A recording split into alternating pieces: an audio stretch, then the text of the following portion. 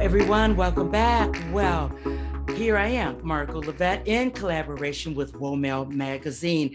All of March, we are highlighting 25 powerful women. These are women to watch throughout this month, and I'd venture to say the rest of our days, because they're not novices. When we check their footprint digital and in print, it goes very deep. So today I am here with Dr. Sharon H. Porter, who is a serial entrepreneur, educator, and author. Thank you for joining me, Dr. Sharon Porter.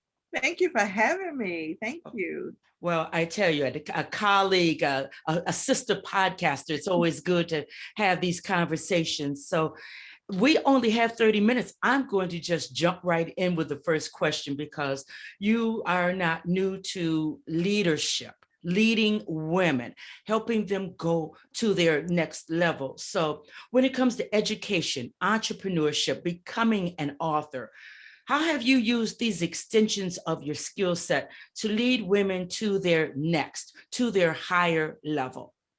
Absolutely. I use every one of my platforms, Margo, to tell a story, to share women's journey. I'm an advocate for us telling our stories.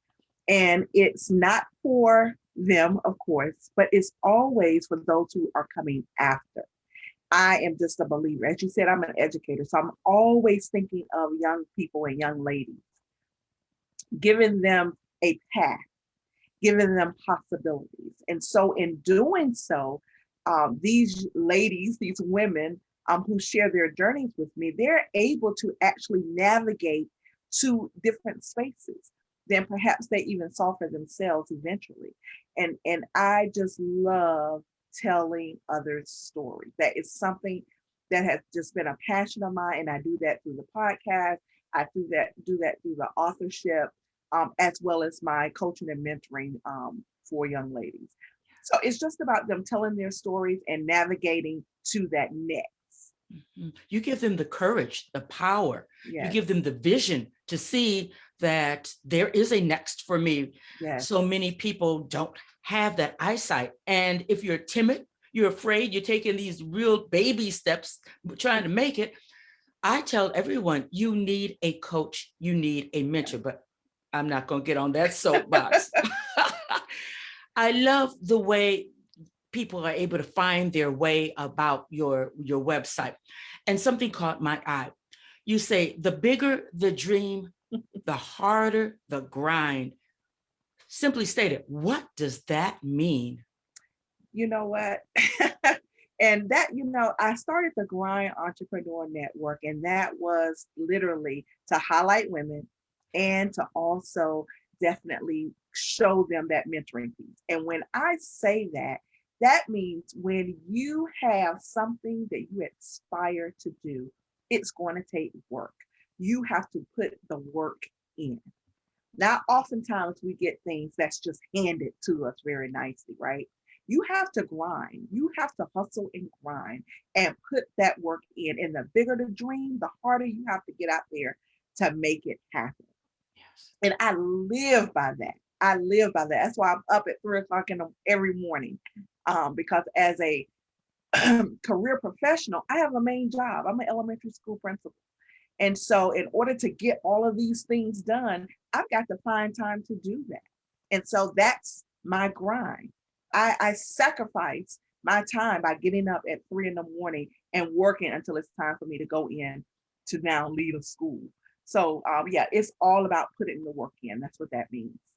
Let me first applaud you for being a principal. My cousin was a principal. That is sometimes a thankless job, but it is so very necessary. How are you doing leading during the pandemic? Not to take away from grind, but you kind of got my antenna up. How is that working out for you? Yeah, And it's calling for your extreme leadership now, isn't it? And it's been a year since we've been in our building as educators. So it started out, I'm going to just be transparent, it started out rough for everyone, for the students, for the staff, for the parents. But as we continue to go on, we are innovators. Educators, we are skilled innovators.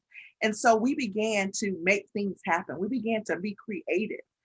so that we can reach our students even through Google Meet and Zoom and all of these other platforms that was introduced to educators this year that we've been knowing for a while in the entrepreneur space. But all of this was new to the majority of educators. And so it really was difficult. We are preparing in my school district to actually come back in a hybrid situation where we would have some students in and some students still at home because parents aren't yet comfortable. And that's understandable. But it was extremely difficult, but we are resilient. And that's what I tell my staff. We are innovators and we're resilient and we're going to get the job done. And that's exactly what we've done. And educators across the nation have done. You all had to do it because we have a next generation, the generation and the generation after that. Yes. They are depending upon you all. That's why my antenna went up. I just thought, wow, what an awesome load. But I want the audience to also hear what you just said. You are a principal carrying that load of an educator, and you also are an entrepreneur. So don't tell anyone it can't be done, that we can't juggle these things. Dr. Sharon H. Porter is doing it all. And I venture to say, dear lady, you are not burned out. You are sacrificing and prioritizing, as all of us have to do if we are going to be on the grind. Is that what I hear you say? That's it. You're exactly right. You're exactly right. You sign up for it, so you got to make it happen. Mm-hmm. And that's be you entrepreneur, I don't care, mom and pop shop, or if you are an author, will you migrate over to the to those who want to become an author? Mm-hmm. Do you agree that when you become an author, you also are an entrepreneur? Absolutely. I tell my first time authors that already, those who have not yet jumped into the entrepreneurial space. Yes, you're an author, but that's a business. Your authorship is a business and you should treat it as such. And so, everything that goes in with the business goes in that. You have to market your book. It's not going to sell itself. I don't care how good it is. It's not going to sell itself. So you have to do the same things that a business owner would have to do in order to make money or make a profit. So absolutely. That calls for the podcast junkets. You have to make sure you make those circuits, TV, all of that. And it's just necessary. I just want to ask one other question about that. Then I want to move to something that I heard about this morning on the news. There are many people who say that I'd never pay to be on a podcast. I would never pay to be in a news clip. I would never pay to be in a magazine article. What say you to all of this, looking at the need that all of us who are entrepreneurs, we all have that common need, and that's exposure, get before the eyes and the ears of our demographic. What do you say about all of that? Exactly. There is definitely two schools of thought, but both of them really are aligned. I do believe that when you're starting out, trying to get your footing, trying to get your place in wherever space you're in, be it podcasting, be it entrepreneurship, authorship, whatever it is, in order to get, just like you said, that exposure, you're going to have to get out there. And if you are trying to be on someone's podcast or trying to be in someone's magazine and no one yet knows you, why not pay to get that exposure? Because eventually what's going to happen is people will be paying you to do the same thing. And that's the goal. And that's what I try to get people to understand. When I started out several years ago, I paid to do these things. And we call that sometimes pay to play. And it has its time and space. You know what I'm saying? There are some people that take advantage of that. So you have to do your due diligence. I'm not saying pay for everything. And make sure, for example, if it's a speaking engagement and there is a speaking entry fee, if there's going to be people in that audience, that's your audience. If there's going to be thousands of people, and if you're able to sell your product or your services from that stage, why not? That's an investment in yourself. So people have to think differently. Mm-hmm. Now, on that same token, if it's a space where no one is your audience, if that audience, it does not fit your target audience, then no, you probably wouldn't pay for that. Every exposure is not going to benefit you. You have to do your homework and make sure that the audience, those are your tribe. You have to make sure of that before you put that money out.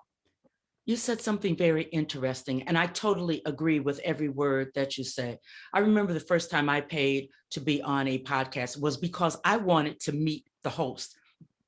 I just wanted to meet her. I saw her at an event and I thought, doggone it, I'm paying. And I did so gladly. And I was fangirling while I was getting my message out. But Exactly. people don't seem to it's kind of, I don't know. Yeah, the two schools of thought. I just Mhm. wanted to hear from you also, because Absolutely. I think even as you've been in these industries for some time, pay to play, whatever these opportunities come up, and you better find out whether or not it's going to benefit you and take Benefit that you. leap. You said Absolutely. something about investing. I love that word, investing. What's your train of thought concerning a person who is an entrepreneur, an author, but Mhm. they never lead back to who trained them. As far as Mm. you know, we can never track who they invested in. Who did they Mm. trust? What do you say to that? You know, that is so interesting, Margo, because I often see a lot of people who are doing great things and they will mention, that they have a coach or a mentor, but they will never say the name, right? To me, that's insecurity. I really believe that. I totally believe that if you are confident in your skills and your ability, you should have no problem because number one, if that individual really served you and served you well as a mentor, as a coach, they gave you great advice, they helped you navigate through those initial waters that you had to go through, then why not give them their props? Why not? And I understand, especially if you're paying someone, perhaps no, but I believe that's the problem with our circle. I'm just going to say that. I believe that that's the problem of our circle. Mhm. We don't give credit where credit is due. I'm just a believer of giving people their credit, their just due. Yes. It just makes sense because you did not get where you are by yourself. You did not, and Yeah. that's where we fall short. I totally agree. Totally, totally agree. I was at a webinar a couple months ago, and Steve Osher, in podcasting world, everybody knows Steve Osher he's doing big things. But as he was teaching the class, he paid homage to the person that gave him that information that he was Yeah, imparting to us. We exactly. oftentimes act as though we are the originator, the original thought, and there's Yes, nobody better. We're better than sliced bread. And you yes, want to say, but that is not true, yes. you know? So I just thought I'd touch on that. I don't know. It just felt, I knew that you would have the answers, and I just want to touch on that. I'm looking at the time. I want to find out your thoughts on this thing of mentoring. We're coming out of COVID, very serious times. What are you finding that women are really in need of mentoring on a level that we've never seen before? Are they seeking guidance so that they can keep moving or move forward, reinvent themselves? What are you seeing these days? First of all, everyone, and I think you even alluded to it in the beginning, everyone needs a mentor and everyone needs a coach. And those two are not the same thing. That's the first thing. You need someone to help guide you. Number one, because you will benefit from the mistakes that have been made, that they've helped others, that they've been through themselves, that you don't have to necessarily make. A lot of times, mistakes are expensive in business. And so if you can learn them without making them yourself, then that really helps you move ahead.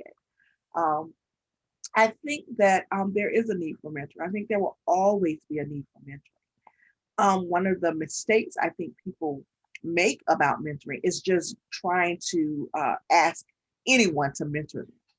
Mhm. That is the difference between a mentor and coach. Mentoring is about relationship. Someone actually, I'm an NAESP. That's a elementary school principal's mentor, and I just got my recertification on that. And one of the things that we talked about that is mentoring is like a friendship. You wouldn't just go up to someone you don't know just out of the blue and say, can you be my friend, right? You become friends because of the relationship that you build. And that's how mentoring should be. And so I just believe that everyone needs a mentor, and I believe everyone should mentor. You understand? So we should be giving back, we should be moving forward, all of these things into mentoring. Now, coaching, you get into a little different. You think of like the athletic coaches, how they're training you, they're doing, it's a difference. One asks a lot of questions, one provides a lot of answers, right? And so you just have to be clear as to which one that you're seeking, and then who is the individual that will be providing those services, because they're very different. Yeah. Dr. Porter, that makes that apples and orange, it's almost like apples and oranges. Should we all pretty much have, it seems to me, since we are relationship driven, we should all pretty much make sure that we have a mentor so that it is relationship driven. I believe that, Margo. I really believe that. And I've had now, and I think about the educational, and again, because that's my first love, my first career is education. So I often go back to that, for my examples. But as a young educator, when I was still a classroom teacher, there were certain individuals that I looked to for mentorship. It was very early on in my teaching career that I knew I was going to be a school administrator. Like, I knew the classroom was not the final space for me.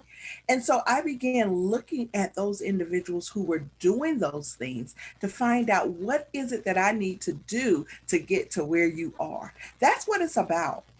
That's what it's about. And so I just believe that once we, even those of us who are doing well, there is someone doing much better than you that you can still learn from. And that's what it's about.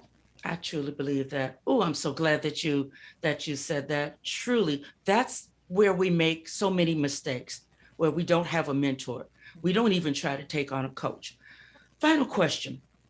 I was looking at the news this morning, and I never thought about the fact that there are high school seniors who have taken on employment, full-time, part-time, to assist their families. You make mention, as an educator, you make mention of the women, the young adults coming behind us. With those numbers in the thousands, and it's not something that just started, Right. what are your thoughts? How can we assist these young adults, these young women who are doing this because their families, it's so that they won't be evicted, so that food can stay on the table? What do you say about this, this statistic that has come out of COVID? Yeah, and Margaret, you're exactly right. It's not new that high school students are working, but why they're working is now different. Because I think back to my high school years, I had a job at 15 and a half, but it was so I could get a car, so I could have spending money, so I can go shopping. That's not the case nowadays, because now these teenagers, high school students, are working so that they can keep the lights on for their family, so that they can buy groceries for their family. So that's very different. It is alarming. You even have middle school students who are not working, but a lot of times have to stay home to care for younger siblings while their parents work one and two and three jobs. So it is truly a ripple effect, and we're going to feel this for years on. You can. We are gearing up as educators for the gaps that we've lost this year, but we're going to feel this for years to come. And so it's not just the educators problem, it's a society problem, and we're going to have to come together to figure out how we can help this situation as a society. But you are absolutely right. Students are now working to help support families. It's actually a sad time, but it's an opportunity for us to come together and make a difference. So that's exactly how I feel about that. in the community is where it starts, that the leadership. And when we say leadership, sometimes we say, oh, the administrators, the city council. But Right. what about us leaders in the community and our That's it. leaders in our own homes? That's What it. if we come together, work together, Absolutely. since this is going to affect us, our families, our neighbors, our Yep. communities for years to Years come? to come. You're absolutely right. And you know, when you say that, and I always say, people think of leadership as titles and positions, but we know that that's not the case. Leadership is impact and influence. And so wherever you are, that's where you lead. You lead where you are. And so no matter what position or what title you have or where, lead where you are and do something in your community. Start with your household, just like you mentioned. So we definitely have to get on that and come together to help this era, because I'm telling you, we're going to feel the impact of this, the effects of this for years to come. Well, it was very weighty when I saw the stats, and it was weighty as I saw the people, a couple of young adults, a couple of young women being interviewed, literally in tears. One of them Wow. fearful for her mother. The other, she had to work, decided she had to work and juggle school because her greatest fear was that we're going to be homeless. Homeless, yes. In one of Yes. the greatest nations in the world, that a virus, this disease, has brought us to this level. But you know what? My light in all of this is that we have school administrators such as yourself. We have leaders such as yourself standing ready to guide, to mentor, to help people become entrepreneurs, to help them get their voices heard, to help them in their confidence. And I'm talking about you, Dr. Sharon Porter. It has been a pleasure to meet you, to have this conversation. Very insightful. Thank you. Thank you so much for having me. Oh, no wonder Nagalia and WomELLE magazine chose you as one of the 25 women to watch. Watch this woman, this Wow. entrepreneur. She's a trailblazer. Watch her long after March 2021 is over.